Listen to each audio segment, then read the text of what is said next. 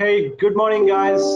Thanks for joining our webinar this morning on the topic of why do you need a compliant electrical safety program.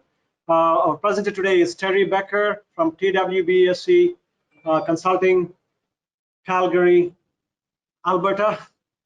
Terry will present this webinar. It will be about a 45 minutes long duration. There'll be a few polling questions in between. And also, we strongly recommend you to type in your questions as you go through the webinar, and we'll definitely answer them at the end as time permits. Without any further delay, I will turn it over to Terry. Terry, it's all yours. Go ahead, Terry.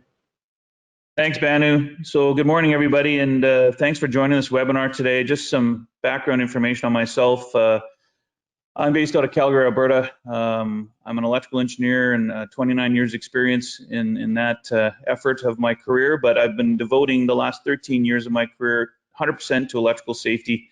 As we go through this webinar, you'll probably get the idea that I'm quite passionate about the topic of electrical safety, arc flash and shock hazard. So for the last 13 years, that's all I've been doing. And my mission has been to, ultimately save lives or reduce risk related to arc flash and shock hazards. More background information. I'm a founding member and the first past vice chair of the CSA Z462 Workplace Electrical Safety Tech Committee. I'm currently a voting member, and I'm the Clause 4.1 and Annexes Working Group leader. I'm also a founding and voting member of the CSA Z463 Maintenance of Electrical System Standard for Canada. If you're in the States and we're not aware, we have an equivalent standard to NFPA 70B. I'm also a voting member on the IEEE 1584, a guide for performing arc flash hazard calculations technical committee. And I've attended all NFPA 70E tech committee meetings since 2007 as a guest. So I've been intimately aware of what's been happening with NFPA 70E as it's transitioned through its addition since I initially got involved with arc flash and shock, which was back in 2005 and 2006. I'm also and have been a keynote speaker and presenter at conferences related to obviously arc flash and shock and electrical safety in Canada, the United States, Australia, and I presented in India, in fact. I'm the founder of and creator of ESPS Electrical Safety Program Solutions, Inc. back in 2007, and I currently have my own new company, TW Becker Electrical Safety Consulting, Inc., and provide electrical safety consulting services, electrical safety program development, external electrical safety audits, and arc flash and training services. I'm a pioneer in electrical safety in Canada, and I use those words because back in 2005 and 6 in Canada, we did not have any direction with respect to arc flash and shock at all. So here's our agenda plan for today, just a brief introduction of myself, which I've accomplished. The GoToWebinar control panel. As I go through the slides, please enter questions in the chat feature, and we'll answer questions at the end of the webinar. As I go through the material, I won't be answering questions, but please, if you do have a question, you want to save it, put it in the chat window. We'll try and address as many of those questions as we can at the end of the webinar. I'll be here and online for as long as you want me to be. So if there's lots of questions, I'll stay online and answer them all, well, to a certain amount of time. What we're going to cover today is there's going to be some poll questions. So right away, I want some interaction. I want some feedback. I sort of want to use that feedback as I go through the webinar, and then hopefully you can use those questions to gauge and really interpret the information I'm presenting. I really would like you to do a gap analysis / audit in real time as I go through the information and talk about why you need a compliant electrical safety program. So there'll be some poll questions along the way. What I'm going to cover off is some of the legal requirements, the occupational health and safety regulatory requirements for US and Canada. So I'm assuming we have Canadian and US participants today. And so I'm going to cover both countries off with respect to this discussion of why you need a compliant electrical safety program. And then we'll address some of the other information related to that why statement, electrical incident statistics, briefly review that and give you some information there, and maybe give you some information you're not aware of that you can use and build up in your resources, your library of supporting information related to arc flash and shock hazards, and again, your electrical safety program. Talk about safe installations and its relationship to this discussion. and then specifically occupational health and safety management system standards. There's standards for building safety management systems that you can use to build your electrical safety program. Due diligence defined very briefly, those are words that are subject to interpretation by an employer. And then the role of NFPA 70E and CSA Z462, and then wrap that all up at the end with why you need a compliant electrical safety program. And like I said, poll questions along the way. And at the end of the webinar, we'll open the mic for additional questions. So please enter them in the chat feature in the GoToWebinar menu. So poll question 1. Do you currently have an electrical safety program, yes or no? So the poll question will come up on the screen. We're going to allow everybody 10 to 15 seconds to answer that question. Do you have an electrical safety program right now in your organization, yes or no? So again, we'll just hold this poll open for 10 to 15 seconds. Really appreciate your participation in answering these questions. It'll be part of how I can present the information and hopefully get a better understanding. So just waiting for responses. There's the response. 77% say yes, you do, and 23% say no. Okay, that's interesting. So we'll keep that in mind. The next poll question. So 77% of you say you have an electrical safety program. The next poll question is, have you completed an internal electrical safety audit of your company's electrical safety program? Yes or no? So for the 77% of you that said you had a program, have you completed a formal internal electrical safety audit? So this is formalized, right? Validation and verification techniques used, generate a report, corrective actions, internal electrical safety audit. And I recommend this is done every 12 months, once a year. 70E and Z462 provide guidance on this, which we'll review later as well. So I'm just waiting for a response here, 10 to 15 seconds. Have you completed an internal electrical safety audit of your company's electrical safety program? Yes or no? So 35%, right? So this is a telling story, and I'm not surprised, actually. In my experience providing electrical safety consulting services, I find that this is a significant gap, and it is a key requirement of NFPA 70 and Z462 explicitly, as well as other requirements related to occupational health and safety standards. All right, one more polling question. If you have an electrical safety program, do you believe it's compliant? So that's a bit of a loaded question. And as we go through the webinar, I'm hoping that you'll be able to get some more information to gauge the answer to this question. But right now, do you believe it's compliant, right? With your understanding of what you believe compliancy would mean. And then we'll go through the webinar and hopefully you'll come out the other end going, geez, Terry's right. We don't necessarily have what I understood would be compliant. So I'm just waiting for the results to come in. 68% believe that your program's compliant. So keep that in mind as we review the webinar PowerPoints, and then your gauge of how you felt you were compliant. So that's interesting, 68% compliant. All right, so legal requirements. So again, legal requirements relate to the occupational health and safety regulations, and specifically I've summarized some of those requirements for OSHA, and in Canada, occupational health and safety regulations provincially or territorially or federally. So there's an obligation to identify, in this case I'm talking specifically to electrical hazards, but all workplace hazards. So arc, flash, and shock should be identified, and you have to advise your workers when they'll be exposed. So you have to communicate those hazards, and then you have to work with your employees to protect them. And the government would want you to eliminate exposure as a priority.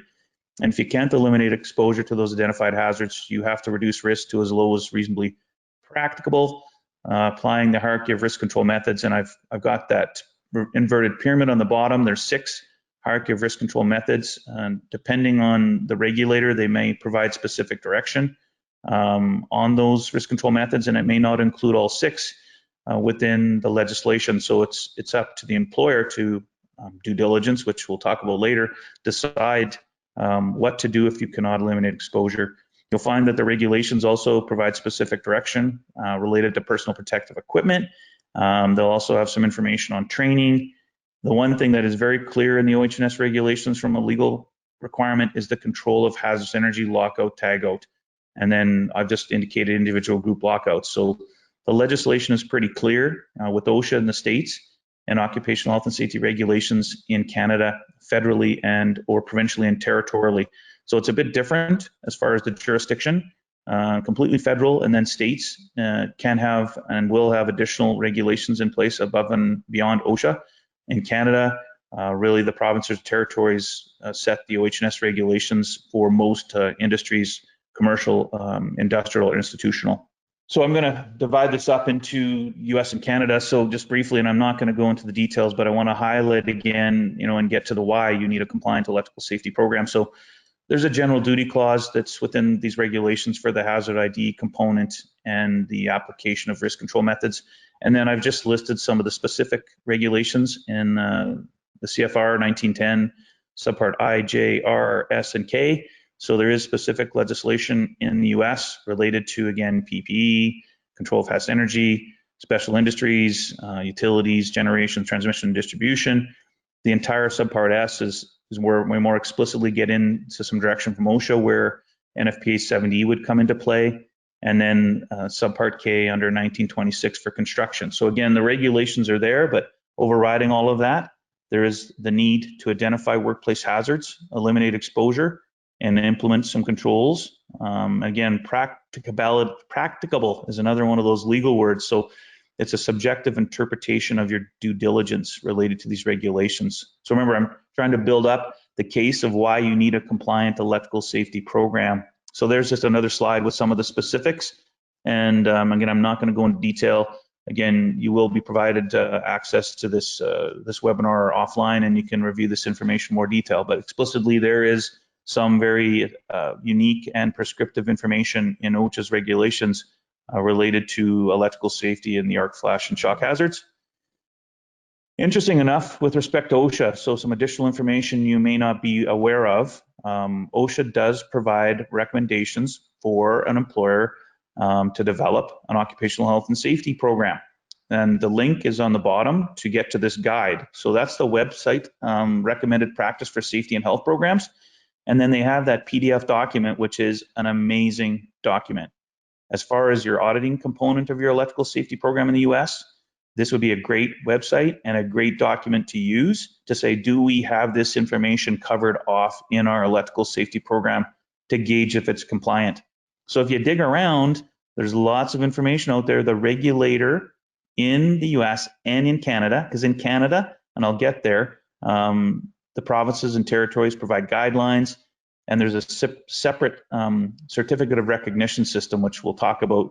And the US has a similar process where the regulator wants you to develop an occupational health and safety management system, and they give you guidance on the content that should be in it. So if you're not aware of this website and that particular document, it's on the web, that's the link. And you could use this as part of your the information you use to audit your electrical safety program to, again, make sure it's compliant. Again, look to the regulator for guidance. They do provide some support. In this case, that document is amazing. It is amazing. Separately in the US, there's a voluntary protection program. So this is something else that OSHA has in place. And if you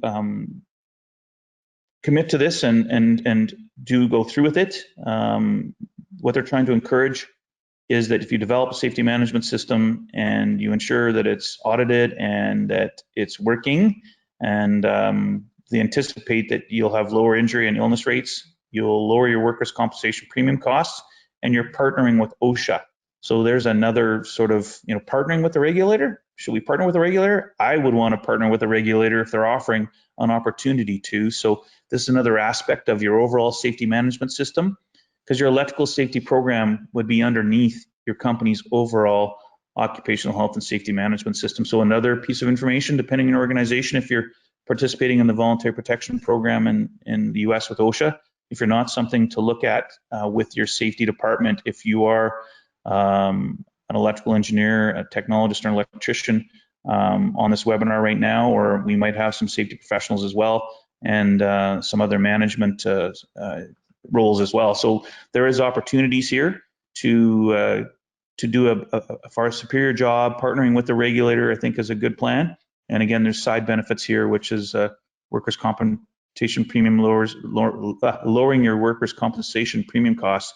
And this whole partnering with OSHA, right? Safety ambassadors, they're trying to promote again, getting that end, which is again, hopefully zero harm on the work site. But if we can't get zero, then we apply the controls and reduce risk to as low as reasonably practical. So there's a link there to that as well. In Canada, it's a little bit different.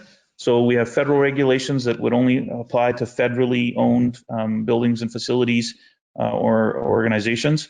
And where we do have organizations that cross provincial territorial borders like pipelines, they would be federally regulated. So it's not, most of the organizations in Canada, employers, are regulated provincially. So again, the standard general duty clause, what I show you on the screen is Canada Labour Code Part 2, the sections that discuss the general duty clause and do provide specific information that the employer needs to address, again, work that's completed on electrical equipment. There is a separate electrical safety section itself. It's a bit outdated though, and it focuses more on utilities.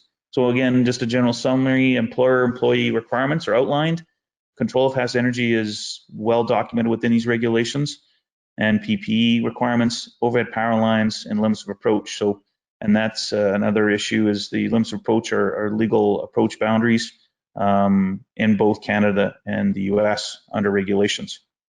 So provincially and territorially in Canada, it gets a little more specific. In fact, a lot more specific and a lot more granular. The overriding general duty clause is there, but the provinces and territories within their regulations will have more detailed information on electrical hazard identification, risk assessment, application of controls. They'll be far more specific to unique industries as well, consistent with federal regulations, employer-employee requirements, control of hazardous energy, personal protective equipment, overhead power lines, limits of approach.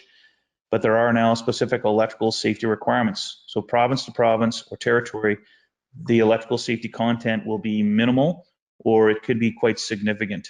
So in British Columbia, they have quite significant electrical safety content. In Manitoba, they have, again, very significant content in their legislation related to electrical safety. Ontario has far less. And so again, depending on the province or territory, you have to really understand the difference. And if you have your organizations in multiple jurisdictions, you've got to be aware of any of the unique requirements within the legislation. Interesting enough, the Minister of Labour in Ontario has done several electrical safety blitzes over the last probably 10 years and put specific focus with those blitzes on arc flash and shock hazards. And the Electrical Safety Authority in Ontario is the jurisdiction having authority for the Ontario Electrical Safety Code, has also put specific focus on electrical safety. So again, in Canada, provincial or territorially managed, and you need to pay more attention because these regulations are a lot more prescriptive and detailed. So poll question number 4, have you had an electrical incident in your company, yes or no?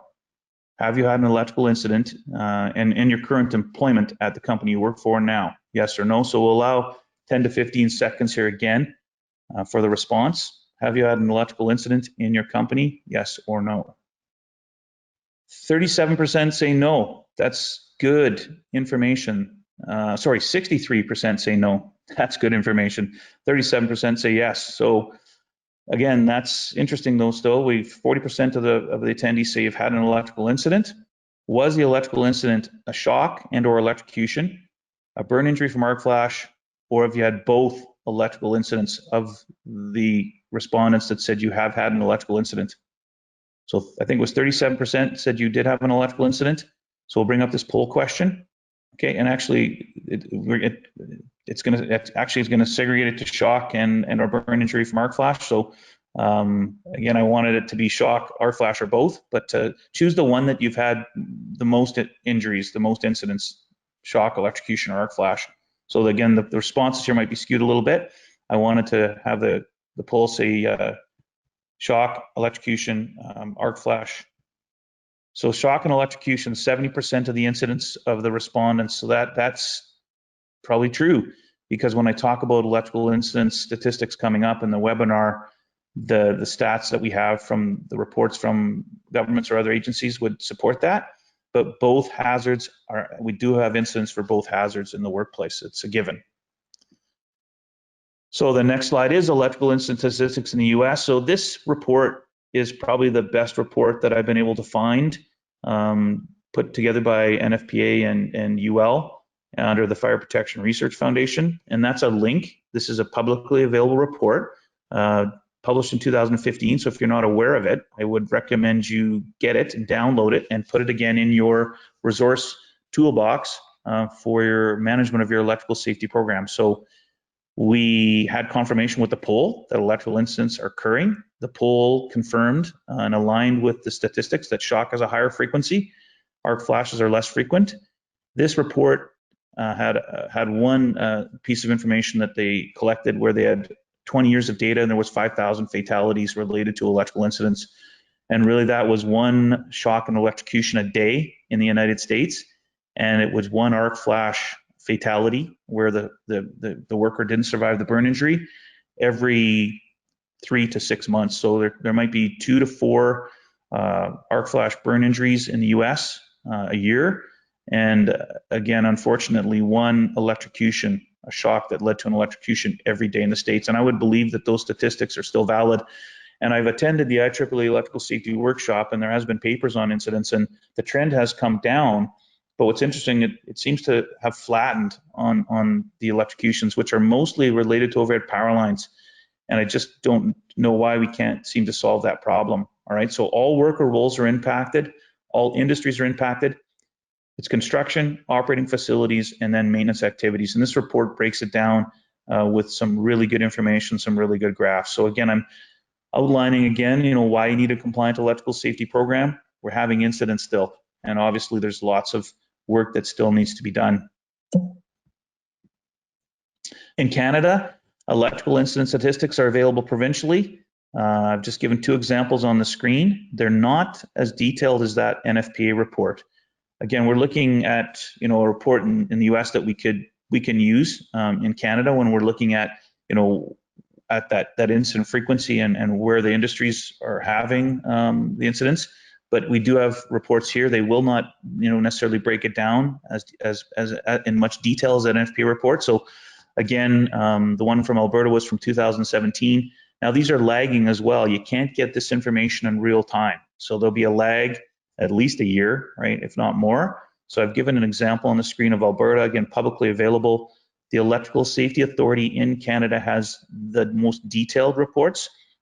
They would mimic pretty well the NFPA report that I showed on the previous screen. So, and then what's happening is we are seeing arc flashes start to show up where they previously wouldn't be included. I think historically, if there was an arc flash, it might have been reported as a fire in an electrical room, but now we're seeing clarity on the incident statistics being collected by the government in Canada, at least probably in the States, that it's a burn injury related to arc flash. So we're starting to have it show up and it says arc flash, right, in the reports rather than a fire, right? So that's good. We need this clarity. The incidents are happening, shocks and arc flash.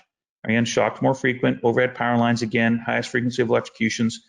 Arc flash incidents are recorded in Canada now. We're starting to see them show up in these reports. And as I said, it's just not as detailed, this information in Canada. And again, provincially or territorially available. So safe installations and its role. So we have obviously 2 different codes, the National Electrical Code NFPA 70 in the US and the Canadian Electrical Code C22.1, the C Code Part 1 in Canada. So I bring this up because these are legal requirements. They're a prerequisite to the normal operating condition defined in NFPA 70E and CSA Z462. So we need to understand if we have safe installations. Your electrical safety program should include content that says that you will ensure that you have safe installations, and you should have considered this when you completed your risk assessment procedure for work tasks. So electrical incident reporting as well, I find that some companies don't know that the jurisdiction for these codes requires electrical incidents to be reported. So it's usually an electrical fire, an electrical injury, death to livestock. Again, the jurisdiction, and again, depending on the state in the US, this may not be consistent across all states, but in Canada, it is a legal requirement that if you have an electrical incident, you not only report it out if there's injury to a worker, but to the jurisdiction having authority for the Canadian Electrical Code. What they're looking for is non-compliance to the code caused the incident, or potentially electrical equipment failures that are systemic, and then they communicate this information across, across Canada, the US. So again, safe installations is a requirement, and your electrical safety program needs to consider it. It's a separate requirement, obviously, with respect to construction permits and operating permits and hiring, again, qualified contractors with journeyman electricians and the like to get the work completed. Occupational health and safety management system standards. So far I've outlined a whole bunch of information, and like I said, I'll roll it up here as we move to sort of summarizing, why you need a compliant electrical safety program and how you gauge that compliance. That's the key. When you do your gap analysis or audit, you have to have sort of a validation verification. What are we gauging that compliance against? So the content in your electrical safety program, these standards provide a framework, right? Or what you may want in your table of contents, similar to that OSHA document that I showed you. And in Canada, what I forgot to mention is in Canada, we have the Certificate of Recognition system. So the provinces and territories encourage employers to develop and audit occupational health and safety management systems, and then you will get a workers' compensation premium reduction. Safety pays in the government's eyes, but they're trying to encourage and also in the case of some of those regulations, legal requirements for having an occupational health and safety management system within those OHS regulations. So as far as gauging compliance of your electrical safety program, you can use ANSI Z10 and CSA Z46001, these occupational health and safety management system standards, to say, do we have the appropriate content in our electrical safety program and the related appendices and any forms and flow charts and other information that we've developed and that we use in our electrical safety program. So both these documents promote a plan, do, check, act philosophy, which is something that I have used in my consultancy since the beginning, and we'll review that as well as we go forward in this webinar. So then these documents, and this is just a quick summary, this isn't necessarily all the detail, that your electrical safety program should have something about policy and management leadership, worker participation, hazard identification, risk assessment and the hierarchy of risk control methods, education, training, and competency of workers. There's a difference between qualification and competency. Again, they're two different things. Incident management, emergency response plan, monitoring, measurement, and assessment, and that's in real time. And then audits at a more regular frequency, annually or every 3 years, and then document and record retention. So these documents can be used to gauge how you determine if your electrical safety program, the content, is compliant. So here's the plan, do, check, act philosophy. So I just wanted to put specific focus on this because this is, again, another tool that you can use. So your plan is, do we have a program that's compliant to the regulations? Does it cover everything off? We developed that program, so we the do of the plan, do, check, act is develop the program so that we have documentation to support policies, practices, and procedural requirements related to complying with the legal requirements of the OHS regulations. Then the check is real-time monitoring, performance, and audit. And then acting is following up with corrective actions and updates to your electrical safety program. So right now would be a good time to open up your electrical safety program. And if you haven't done an audit, do one now, because NFPA 70E published its 2021 edition in September, and CSA Z462 will publish its next edition at the end of January 2021. So the standards have changed. That's a reason why you want to audit your program, to make sure it's compliant to the latest requirements of the standards, which I'll review coming up. So this is just a graphic again with the plan. So we plan to the regulatory, legal, and other requirements, hazard ID, risk assessment, set objectives and targets. We benchmark our competitors in industry, and we use industry standards. And we develop, again, this electrical safety program. So develop and implement the electrical safety program, communication awareness, preventive and protective hierarchy of risk control methods defined and deployed, competency and training, incident reporting, emergency response, preparedness, contractor management, management of change, a whole other topic. I find that electrical safety programs do not address management of change. So there's another opportunity to enhance your electrical safety program by ensuring you address management of change within the program for critical requirements such as electrical protective device changes or the document itself, and follow a formal MLC process. Checking is the real-time monitoring, key performance indicators as you go. How many energized electrical work permits did we have this year? how many energized electrical job safety planning forms were filled out this month, right? And it gives you, again, measurement tool in real time, and then auditing those permits and auditing those energized electrical job safety planning forms every month to make sure that they're being completed correctly by qualified electrical workers and task qualified workers. And then we get to the more formal audits. So internal electrical safety audit, a supervisory level audit is every minute, every hour, every day, every week. The supervisor is doing real-time audits as part of their job role. And then acting again is management and safety, health, safety, environment, and supervisor review. Budget allocation, another ongoing endeavor that your electrical safety program has to address. You have to have budget for updating PPE, for ongoing training, for updating your electrical safety program. And more specifically, where you need more funding is for arc flash hazard and synergy analysis studies. So if you have a compliant electrical safety program, it's going to help with the budgeting. It'll help justify the ongoing need for budget dollars to be made available and help you with getting that budget from your management. So due diligence, and what I did is a little different approach here. I've got a definition of due diligence that just from Google. So due diligence is important as a legal defense for a person charged under occupational health and safety legislation. In other words, the defendant must be able to prove that all precautions reasonable under the circumstances were taken to protect the health and safety of workers. And then I've got ensuring that you don't have, so this is what you need to make sure you don't have. You don't have lack of knowledge. You don't have lack of a written occupational health and safety management system, or in this case, an electrical safety program that works complementary with your overall occupational health and safety management system.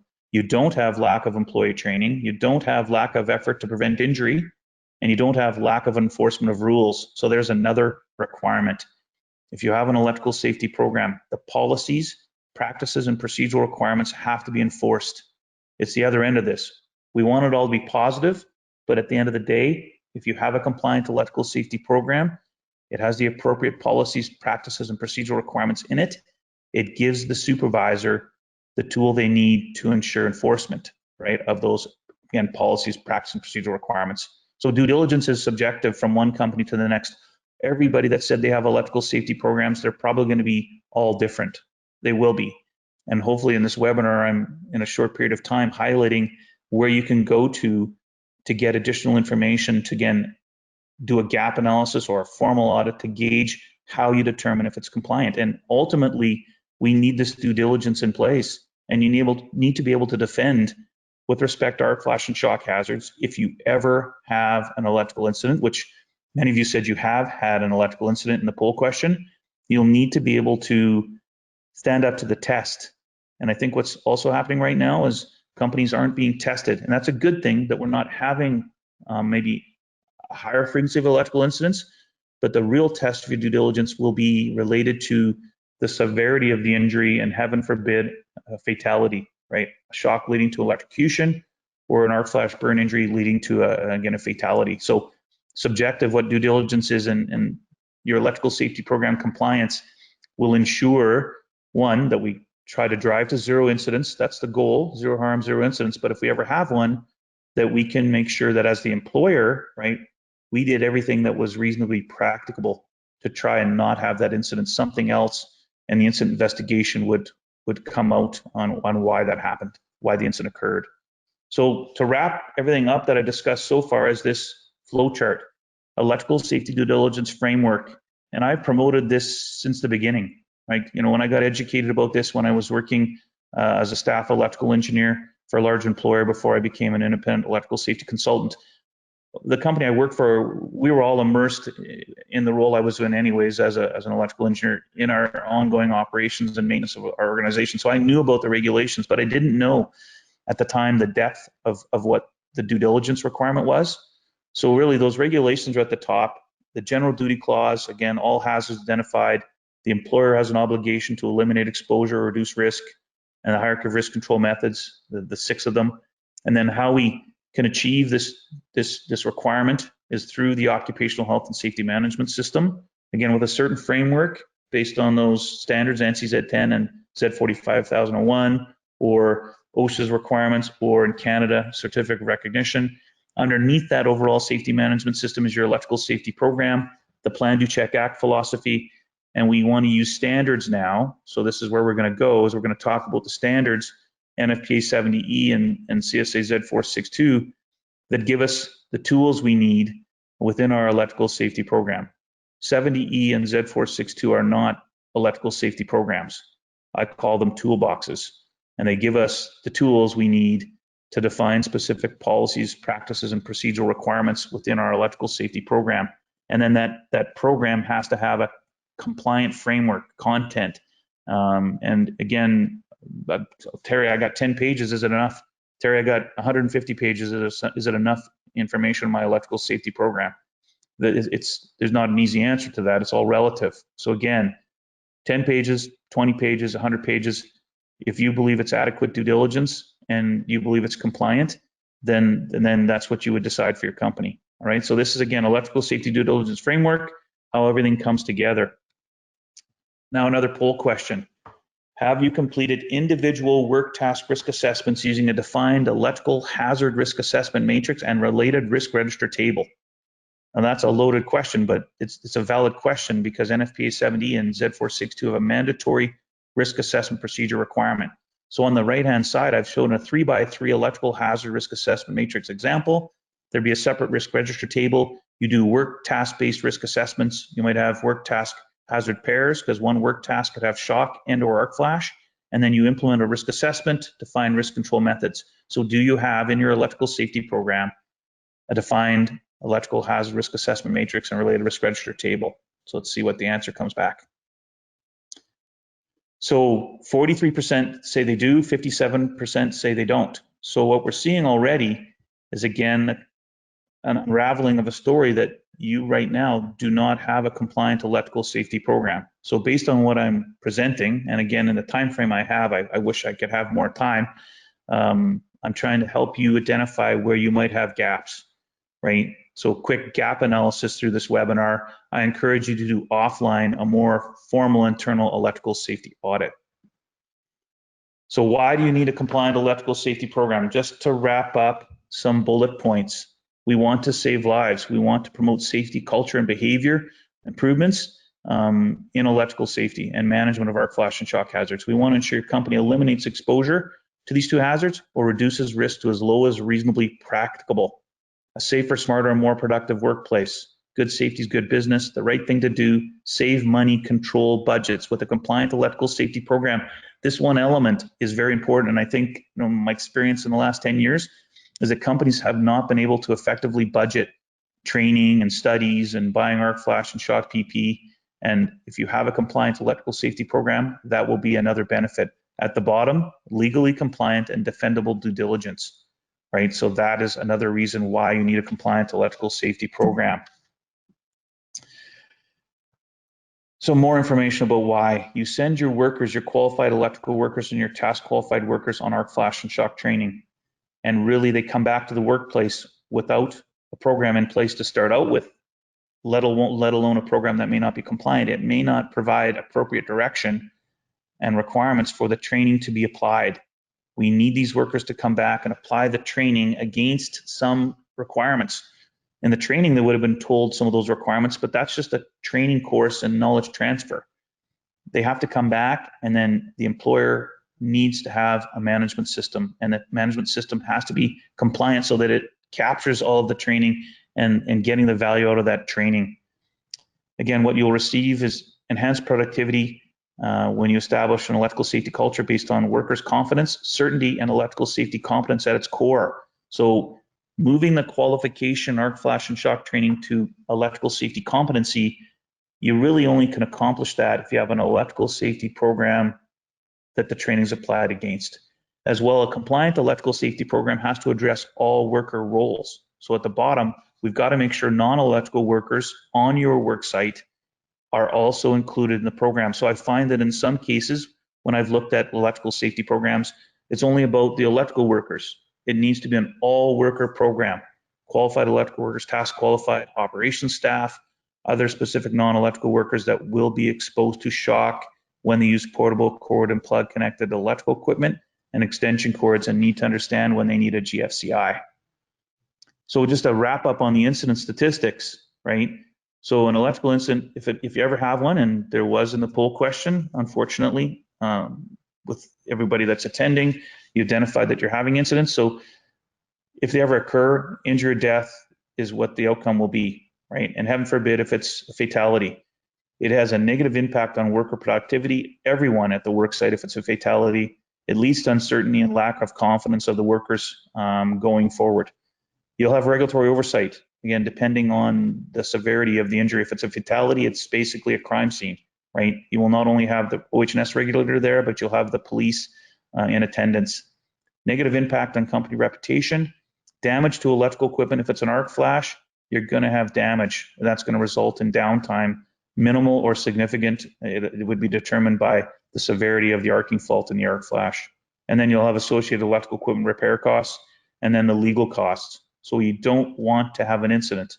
This is some of the negative impact, first on your workers, with heaven forbid a severe injury leading to a fatality, but the other issues. So your electrical safety program is going to be used to make sure that we drive down the likelihood of ever having an electrical incident, and then you won't have to deal with these unfortunate outcomes of that incident.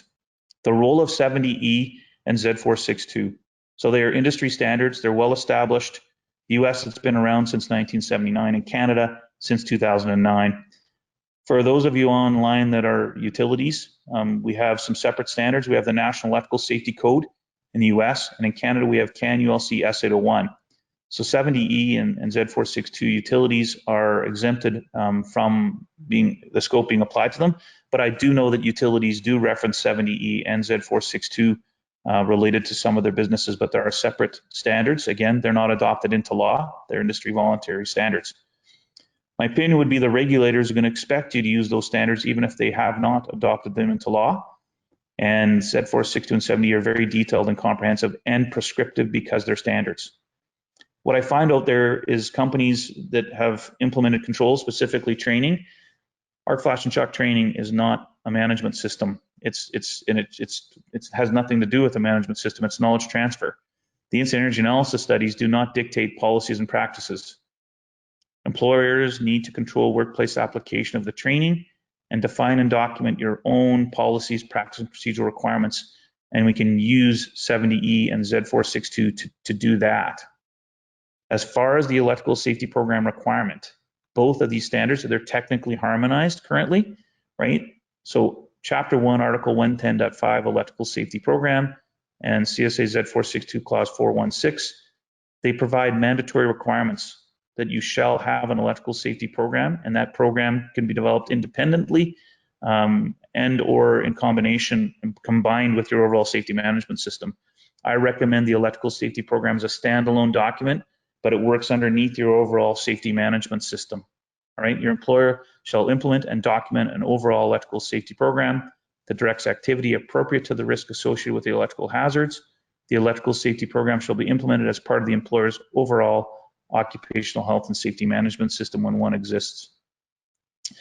So as I said earlier, 70E just published in September its 12th edition, and Z462, its 5th edition, will publish in January 2021. There is, again, changes to both of these standards, a lot of reorganizational changes. 70E specifically now has this amazing content on capacitors and electrical hazards. And Z462, we've actually updated the arc flash PP category tables, having the luxury of having the new IEEE 1584 2018 edition published while we were still updating the document. So they're evolving. They're industry accepted best practices. They're not formally adopted into OHS or OHS regulations. The OSHA inspectors have been trained to 70E in the US historically. And the language in OSHA, you can just almost directly link it to 70E language. In Canada, the OHS regulator has guidelines. And in some of the provinces, they do advise the regulator that they may want to look at Z462, but it uses the word may, not shall, so it's not adopted into law. But in Canada, the OHS regulator provincially and or federally would be aware of Z462, in my opinion, would use it in an investigation. So the clauses within, or the article or clauses within 70 and Z462 mandatory program, they provide guidance on the content within the documents, and I'll go through that. There's a mandatory risk assessment procedure, which I mentioned, and I think a lot of training doesn't effectively cover that. And I think it's missed, which a lot of you indicated you don't have a formal electrical hazard risk assessment matrix or an electrical specific work task risk register table. So, and then there's a job safety planning mandatory requirement. One thing I didn't mention yet with due diligence is document, document, document. If it's not documented, it's vapor, it doesn't exist. So the job safety planning requirement, I think that's a huge gap as well. I don't think employers have a document that's consistent with like a field level hazard assessment type document, but specific to arc flash and shock hazards. So this is a mandatory requirement that your electrical safety program has a documented job safety plan, and I think that's another gap area. 70E and Z462 point back to ANSI Z10 and CSA Z45001, which I mentioned earlier. So if you need help with what should be in your electrical safety program, go to these standards. So under the general requirements of 70E and Z462, which relates to your electrical safety program, the priority of your program should be elimination and then managing energized electrical work after that. You need a policy that defines that in your electrical safety program. There's this employer and employee obligations similar to the OHSMS regulations, and then the electrically safe work condition, energized work justification, and the normal operating condition is an important element of the risk assessment. And the normal operating condition has been moved forward into the electrical safety program requirement under the risk assessment procedure in the 2021 editions, and you'll see it in both of these documents. It more appropriately should be with the risk assessment procedure, not buried with the energized electrical work permit requirement. So the specific direction provided is this electrical safety program should be part of your overall safety management system. And now we're rolling up some of the information I already presented. You need to address that you have safe installations. Condition of maintenance, which I didn't and have not focused some time on in this webinar. That's another discussion point. But part of your risk assessment and normal operating conditions is condition of maintenance. Your program has to address that at a high level. Your electrical safety program is not an electrical equipment maintenance program. Do not make it an electrical equipment maintenance program. That's a separate requirement. You need awareness and self-discipline, principles, controls, procedures. The risk assessment procedure is very explicit in 70E and Z462 that your electrical safety program has to have a comprehensive, detailed risk assessment procedure. It's a job risk assessment. Underneath the job, you have individual work task risk assessments completed, and we determine a residual risk level for the job based on the work task risk assessments.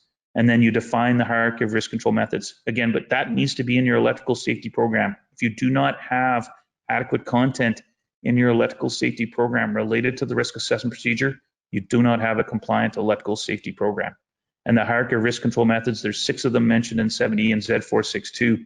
So just briefly, the risk assessment procedure is the worker exposed? There's 3 real steps to risk assessment. Identify the hazards. Are they exposed related to discrete work tasks? If we couldn't establish an electrically safe work condition, they will be. Do we need an energized electrical work permit? What's the potential of potential injury or damage to health and life of occurrence? We're evaluating that. Then we want to apply the risk control methods. And in 70 and Z462, the individual arc flash risk assessment and shock risk assessment define additional protective measures, which is using boundaries to set rules and policy, and then defining the arc flash and shock PP. And then we monitor performance of those risk control methods. So this is in alignment with some of the information I've already presented, but this is what would be expected to ensure your electrical safety program is compliant. The electrical safety program also needs to deal with human performance related to your risk assessment. The job safety planning and job briefing, again, needs to be documented. Incident investigation needs to be addressed by your program. Electrically safe work condition policy should be there. Lockout tagout program, separate program, but your electrical safety program draws on that separate program with respect to establishing an electrically safe work condition. You have to audit. 70 and Z462 say audit your program, audit the field practices, audit the lockout program. They address training requirements and define a qualified person. As far as human performance, a worker's ability to manage factors that may interfere with the effectiveness of risk controls. A worker's ability to manage factors that may interfere with the effectiveness of risk controls. And there's a list on the right-hand side: workplace culture, mental health issues, concerns, distractions, information overload, training and competency, errors, mistakes, and lapses, complacency, time pressure, and violations. So this is really where the supervisor works with the workers in real time to manage human performance in real time and deficiencies that can lead to increasing the like of occurrence. So your risk assessment procedure should have considered human performance, and then separately your company will have to have in place, obviously, the HR policies to support ensuring you manage human performance, and the supervisor has the tools they need. So why you need a compliant electrical safety program? Why prioritize electrical safety? You want your team, your employees, your contractors, and stakeholders to be truly protected. It's the right thing to do. Zero harm performance target, right? There is no zero residual risk, but the target would be, we want to have that as our goal. When people feel safe, they're more productive. When productivity increases, you create scalable efficiencies, confidence in your workers. What I'm finding right now is there's lots of myths and misinformation out there about arc flash, and it's leading to lack of confidence in electrical workers and other task qualified workers. That's not good, because that drives up the like of occurrence of human performance dropping down and error, and then the incident occurring. We need to deal with these myths and misinformation, and through a compliant electrical safety program, the employer controls those myths and misinformation that are occurring due to training and issued arc flash hazard incident analysis study reports, or YouTube videos as an example, and you know, a misinterpretation of the information that's presented. So we want the electrical safety program to contribute to confidence of the worker, that they can work energized and that they will be safe. The risk will be managed. Many of you said you've had an incident. So if your company's experienced an incident, you want to ensure that you can do everything to prevent future occurrence. So through the electrical safety program and a compliant electrical safety program, we hopefully can manage going forward having any incidents, or lowering the likelihood, the probability of those incidents to as low as reasonably practical again. You'll have financial benefits. You'll have lower workers' compensation premiums because you won't have those injuries and have fatalities. Reduce your regulatory risks, meaning safeguarding your company's reputation. So a compliant electrical safety program with respect to arc flash and shock hazards, if you ever have an incident, it can impact your company's reputation, and ultimately, depending on the incident being a fatality, the value of your company and even your license to operate your company. So poll question number 7. Again, a lot of information in a short time frame. I've been moving quite quick so far. Again, we'll open up some questions here. Was this webinar of value, and did you learn something you did not know or consider?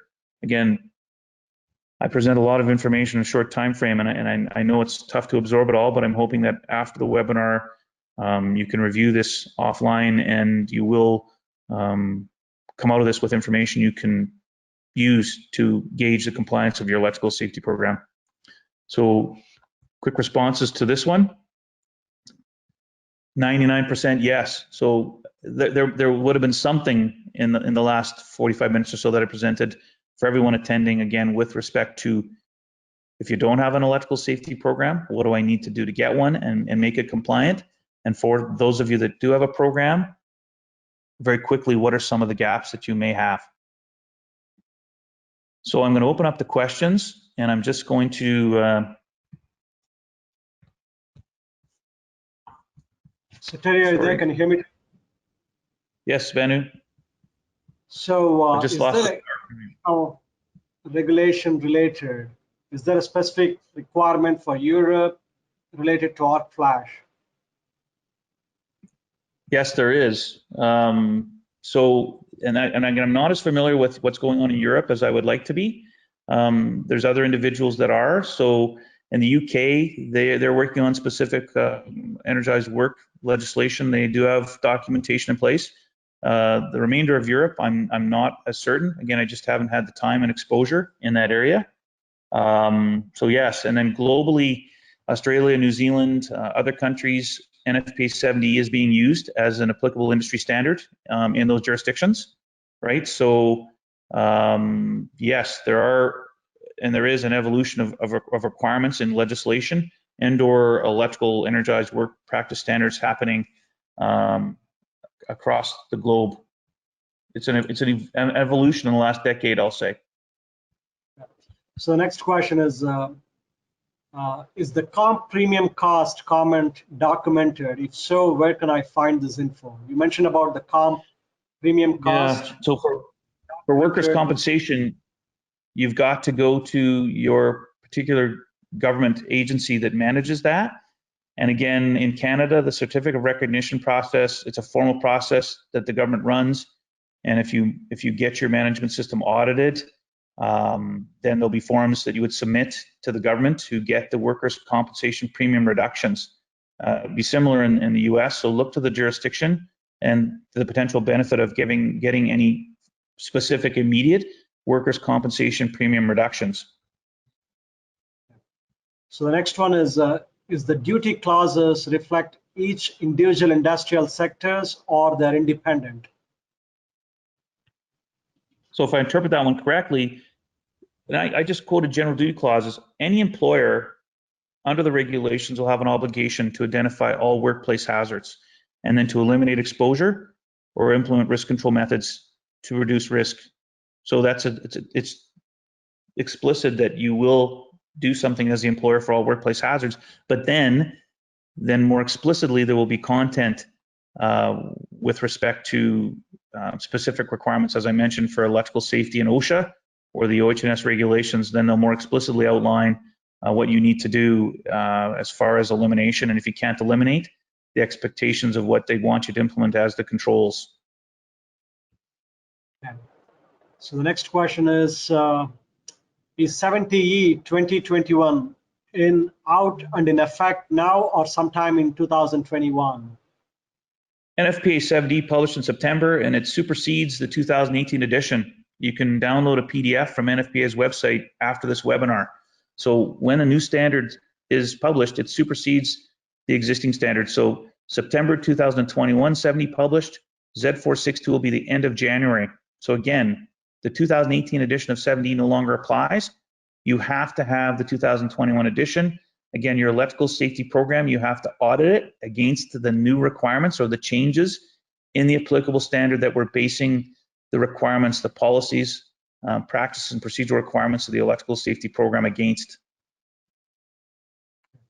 Thanks, Terry. So the next one is, can you go over where a risk assessment matrix is a requirement in 70E? Is there a specific section where 70 calls out risk assessment matrix? Right, so if you go to Article 110.5 and or Clause 4.16, it will point you to Annex F in both of the standards. Annex F gives you more information on the risk assessment procedure. There's a flow chart of how to implement a risk assessment, and there's an example 2x2 risk assessment matrix. Now that risk assessment matrix example is too granular. You need to expand it, excuse me, to more rows, and that's where the 3x3 that I showed you briefly is more appropriately, your capability of using it is more appropriate when you go to 3x3. And then there's risk assessment standards out there as well. So there's ISO risk assessment standards. In Canada, there's CSA Z1002, which is based on other risk assessment standards that give you guidance on how to develop a risk assessment matrix custom for your company. So if you go online and you Google risk assessment, you'll see examples under images of multiple risk assessment matrices as well. 3x3, 2x2, 4x4, 5x5. The complexity is dependent on what you establish in your organization. But the 2x2 in Annex F is not, it's just an example. And 2x2, it's going to drive you to make inappropriate decisions. So I recommend at least a 3x3. And you're designing the potential severity of injury, potential injury or damage to health severity levels. I had S1 to S3, and that allowed me to have basically a no injury or a minimal injury to repairable injury to a fatality, and so that's why it has 3 levels of severity, and then I had 3 levels of likelihood of occurrence. Right, so again, your company needs to define a matrix, or one can be defined for you, and then you can apply. Can you use the due diligence to justify the energized electrical work for tasks that may not have additional or greater hazard? So that gets us into the energized electrical work permit concept and the justification for energized work. So currently the 70 lists justification, and so does Z462, as increased risk or hazard or infeasibility due to equipment design or operational limitations. So when I work with companies on defining the permit, really right now it's confused. So this question tends to lead me down that path. Some companies believe you need an energized electrical work permit for every energized electrical work task. That's not true. And there's exemptions that are listed based on, again, the justification of infeasibility, equipment design. So you have to take what 70 and Z462 offer you as justification. I encourage that you actually, in your electrical safety program, document additional exemptions. The permit, in my opinion, is valuable for trying to eliminate repair and alteration in an energized state, right? So that's when and if you do have justified work, you can do the repair and alteration. So equipment design and operational limitations, again, subjective interpretation, due diligence-based discussion here for sure. So operational limitations. Some processes do not like to be shut down. If you shut them down, you can have increased risk or hazard to the equipment or to the workers with respect to that equipment. So you need to really understand how you use those words of justification and how you would deploy the energized electrical work permit when it is energized repair and alteration. Equipment limitations, to me, is quite clear. How do we isolate electrical equipment that has a power circuit breaker if we don't rack out the power circuit breaker? The equipment's designed to have the power circuit breaker racked out with the line side energized and the load side obviously de-energized. So we don't need a permit to rack in or out a power circuit breaker due to equipment design. The same thing with installing temporary protected grounds. How do we establish an electrically safe work condition if we don't first isolate, then for high voltage install grounds? So we don't need a permit for that because it's equipment design related, right? So those, by the way, are isolation work tasks. They're not maintenance tasks, they're isolation, racking in or out or installing grounds. So everything needs to go back to your electrical safety program. Do not have the opinion of one person in your organization that says, well, this is what we're going to do. No. So take the information that you have, your electrical safety committee sits down, you define what you're going to do and put it in your electrical safety program under your energized electrical work permit process policy. So I hope that answered the question. Thanks, Steve. So the next one is, do you foresee an increase on arc flash accidents recording as knowledge about the hazards gets better defined and incorporated into OHS programs? That's a good question because I'm going to provide two answers. I think that for the last 13 years that I've been involved where I didn't even know what an arcing fault and arc flash was, obviously my personal contribution to my employer at the time increased and we put focus on it. So I think that we're going to see a reduction in any potential abnormal arcing faults that lead to arc flashes due to worker interaction or lack of maintenance without interaction. But ultimately, what I'm concerned about is an increase, right? Because what I'm seeing is with the myths and misinformation out there on arc flash, qualified electrical workers and other task qualified workers that we need to do energized electrical work are not confident anymore. They're concerned that they're going to lose their job. They're going to lose their certification, their ticket to make an income because they're going to get fired for working energized. So that's wrong and false, by the way. So I think we might see a trend upwards if the confidence of the worker is declining because of the myths and misinformation about arc flash. So I think it's been good and positive, but what I'm seeing in the last 5 years is a lot of myths and misinformation leading to workers not being confident. And if they're not confident, the like of occurrence of them making an error goes up. So I hope we don't see that trend, but we've got to deal with, and through your electrical safety program is how you can deal with this, the myths and misinformation out there about arcing fault probability and when a worker is exposed to arc flash and what's being communicated to your workers in training or even by the regulator with respect to arc flash. So again, two answers there. And I hope we don't see an increase in arcing faults and arc flash exposures because of this uncertainty and the lack of confidence of the worker. Again, I hope again that you manage that within your company and deal with these myths and misinformation through your compliant electrical safety program. All right, we'll take one last question, Terry. We have seen data centers go to A to B dual feed end equipment that allows us to de-energize the PDU to perform maintenance. Why can't hospitals go to a similar system? They are our worst customers about de-energizing equipment. So I think the question was data centers and changing the power system design to allow effective isolation. And then the second part was, why can't hospitals do that? Correct. Yep. Yeah. Well, I think hospitals could do that. And but the problem is that their existing power systems may not allow them to do that. Like, you know, they've got obviously legal requirements for uptime, reliability, and standby generation, right? So, you know, a loss of utility, they still have to have power to source their systems, but then in turn, well, Terry, they're just on, you know, emergency power generation at that time. So the power system designs, again, historically probably haven't effectively allowed segregation, right? So hospitals have a lot of challenges, and we need those challenges, again, to continue to be managed by the electrical maintenance departments within those organizations. And that is where we may see energized repair and alteration with justification. But then there's a double-edged sword to that too, because you'll hear people say, well, Terry, if hospitals, they do energized repair and alteration, what happens if they have a fault? Then the power goes down anyways, right? So that is the decision that the employer, again, the authority for those hospitals within the state or province or territory here in Canada, has to manage, again, energized work and the risk of again, having the power go down. So the first priority is, can we turn the power off and do the repair and alteration? Well, we can't, because that power services, you know, this portion of the hospital. Is there any time where we can turn the power off, you know, to minimize the impact? So this would be the evaluation that should be happening in hospitals. You know, is there a time when the impact is minimized, and then we still, you know, do energized repair and alteration? So again, this is not an easy discussion, but I'm sort of outlining for hospitals that's sort of historically how hospitals have managed doing maintenance on their power systems. Because the other thing too is you have to shut down the power system to do maintenance on it.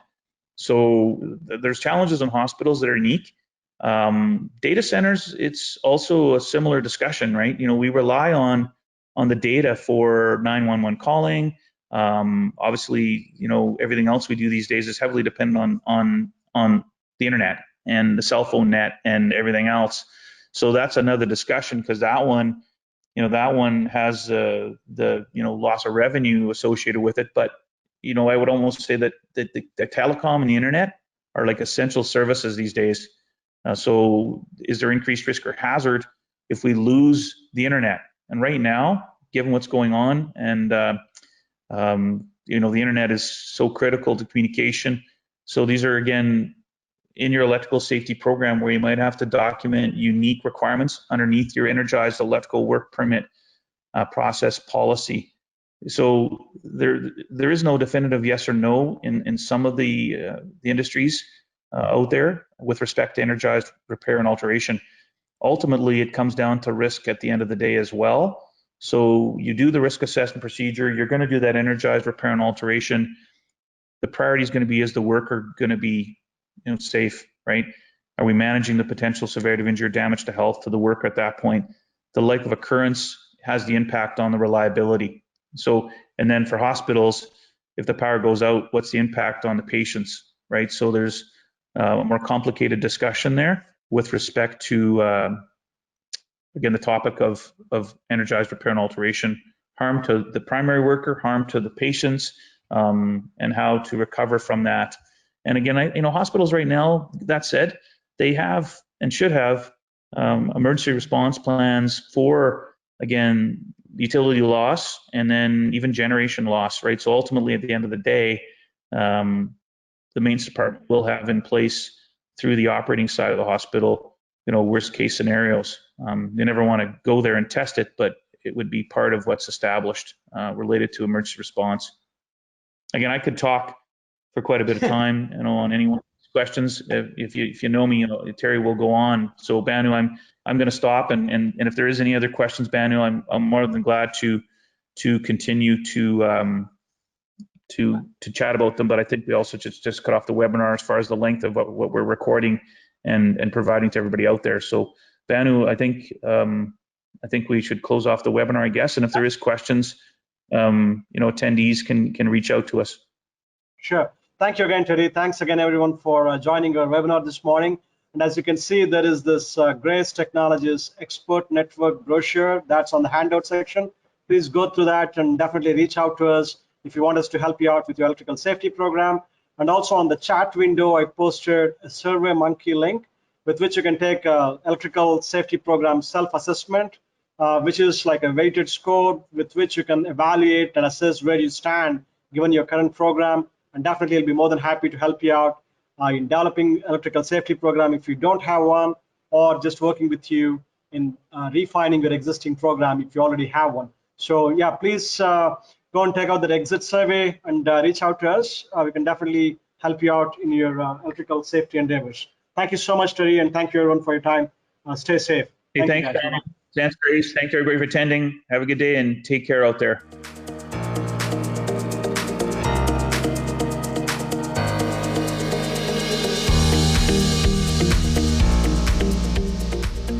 Hello everyone, my name is Banu Srila. I'm the Director of Technical Marketing here at Grace Technologies. Today I'm super excited to announce the launch of our new Grace Expert Network program. What is Grace Expert Network? Grace Expert Network is the new consulting services wing of Grace Technologies. Through this network, we partner with industry-renowned consultants and subject matter experts to provide the customers the best-in-class expertise in the fields of electrical safety, maintenance, and reliability. My name's Terry Becker. I'm an electrical engineer, a certified electrical safety compliance professional, and an IEEE senior member. I've been providing independent electrical safety consulting to all industry sectors, mostly in Canada and some clients in the US, related to the application of the CSA Z462 Workplace Electrical Safety Standard, or the NFPA 70E standard for electrical safety in the workplace. I've been an electrical engineer for 29 years, and 13 years ago, while working for a large employer, I became aware of the arc flash and shock hazards and realized that the company I was working for had nothing, zero hazard identification, no arc flash or shock PPE, and this was all new in Canada back then as well. So this set me off on a career-changing and a life-changing mission. Once I became aware of the arc flash hazard and equally aware that the shock hazard had been neglected, I've since then, in 2007, devoted my career and my life really to trying to get it right with these two hazards. And getting it right is implementing, in my opinion, starting by implementing compliant electrical safety programs. The consulting services are primarily aimed to support our mission at Grace Technologies here, which is making maintenance safer, smarter, and more productive. With over 2 decades of experience in serving our global industrial customers in electrical safety and through numerous interactions, we found there is a huge gap between the policies, procedures, and practices implemented by our clients. Through those conversations, we found a common theme when it comes to the implementation of safety and maintenance management systems or programs. Practices, policies, and procedures and related management systems all exist for one common reason, which is compliance. Though compliance is the outcome of the implementation of these measures, users often fail to connect the dots to the actual problem they solve or why they exist in first place. Without a strong sense of why, it makes it highly difficult and impossible to implement these systems consistently in the long run. So what I've also realized that there's a significant culture behavior shift here that we need to continue to influence with not only qualified electrical workers, but non-electrical workers, and specific to the shock hazard for sure. More awareness, more attention, dealing with the shock hazard, and then of course separately the shock hazard. Just again dealing with the history of qualified electrical workers working energized. With the Grace Expert Network, our team of consultants will ensure you document your practices, policies, and procedures in a management system or a program and exactly to your unique business requirements, not more than what you need or not less than what is required. We assure you that we can evaluate your current management system or program if you have one, and work with you in identifying the gaps or developing a new management system or program if you don't have one.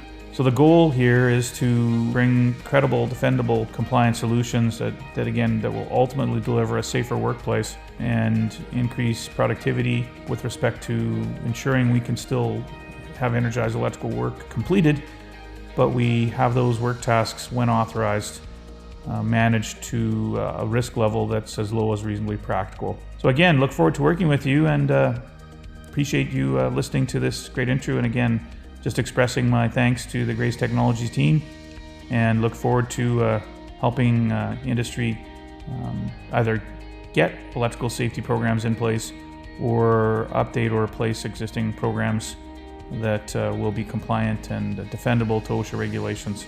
Again, look forward to working with you.